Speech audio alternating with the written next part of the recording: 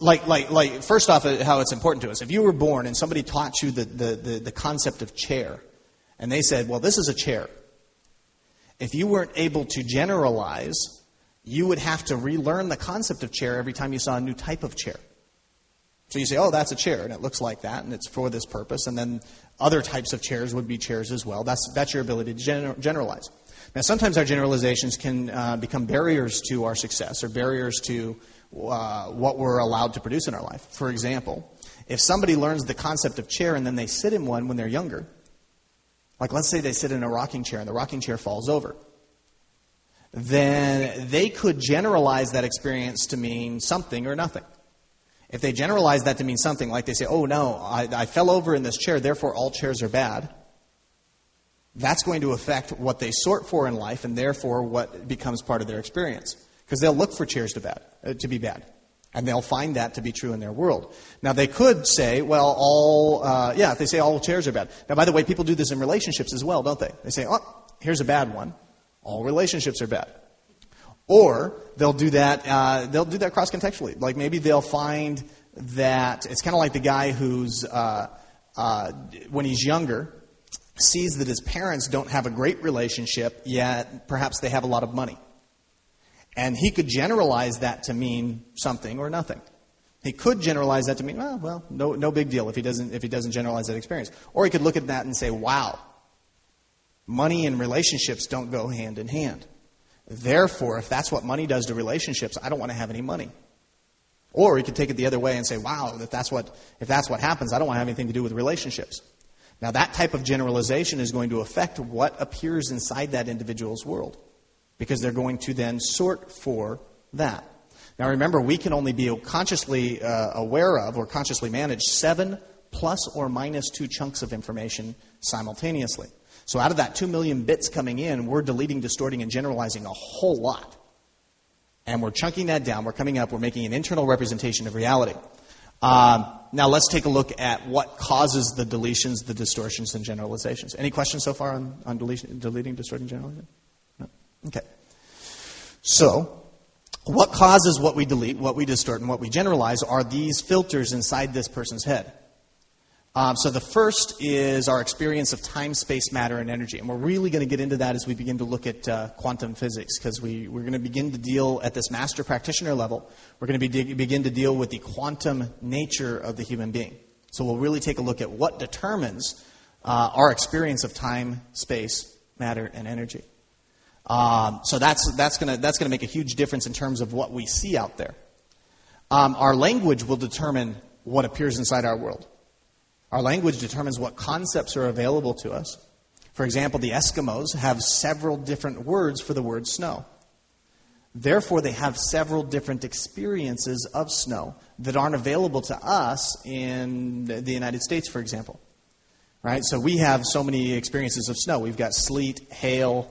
I'm running out. What else is there?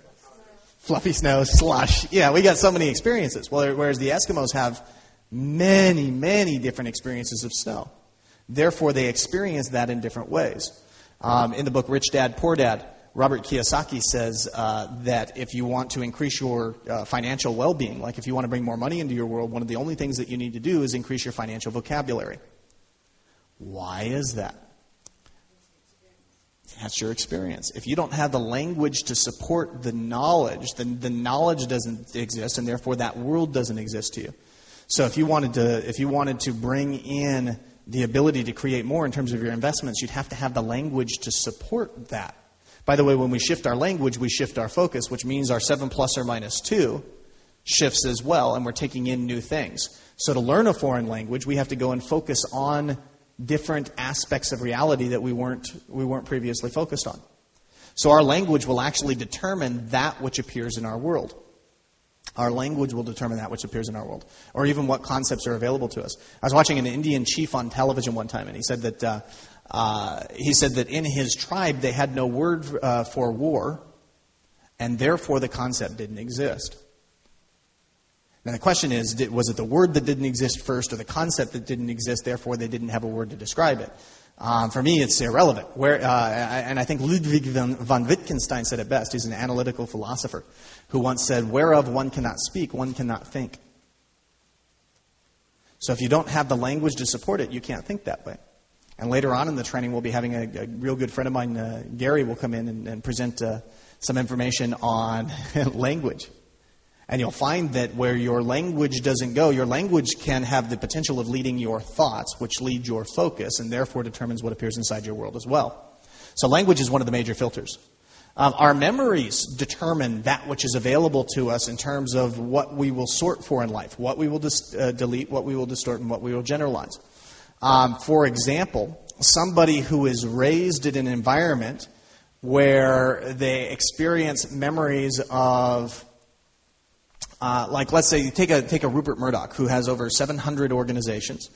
He's a multi-billionaire, arguably one of the most powerful men in the world. His upbringing provided to him certain memories that caused him to sort differently in the world than somebody else. For example, when he was younger, both his father and his mother were always very demanding on him. It was never good enough. Nothing was ever good enough. And therefore, as a result of some of those memories that he experienced, he then looked differently into the world. Like it was, as he began to move into the world, things just weren't good enough for him. Now, by the way, it's not just our memories, it's also the decisions, which falls right underneath memories. It's not just the memories, it's also the decisions that we make about those memories. Okay? Because I find that extraordinary people who produce extraordinary results in the world, are often just ordinary people who make extraordinary decisions. Because you could take the same memory, like let's say Gandhi. When Gandhi was younger, at one point he was thrown off a train. All Gandhi wanted to do was he wanted to become like the English gentleman. He wanted to be a lawyer. In fact, he trained to be a lawyer. And he was a lawyer. He became a lawyer. And one day he was traveling on a train, and he was thrown off for being in first class because he was Indian.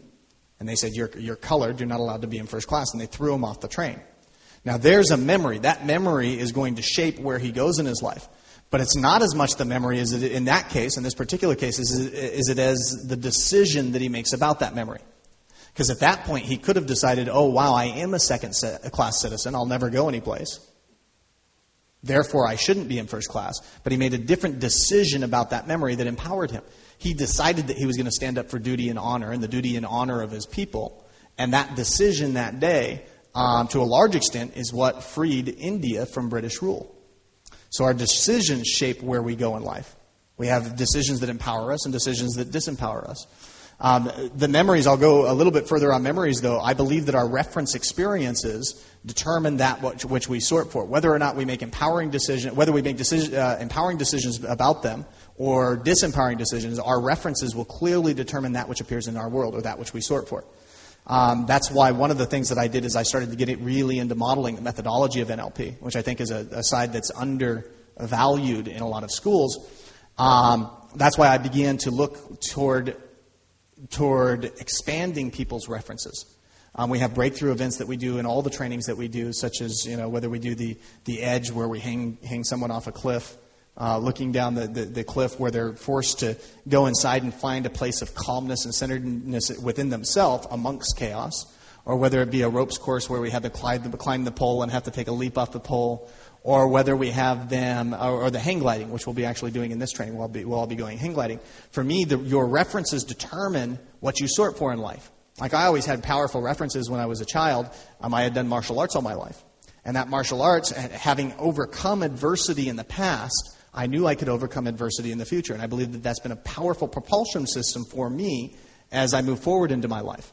So I look to create, in all the trainings that we do, I look to create powerful reference experiences where people are challenged to overcome things that at one time they didn't feel that they could overcome. Therefore, they say, hey, if I did that once, what else can I do in my life? If they generalize it correctly. Right? And so what we do is we look to create those powerful reference experiences. If you do this one thing, what else can you do? And for me, what that does is it brings in more of the spice of life, but it also expands our world. Other things that I got from modeling, and we're going to do a section on modeling in this training.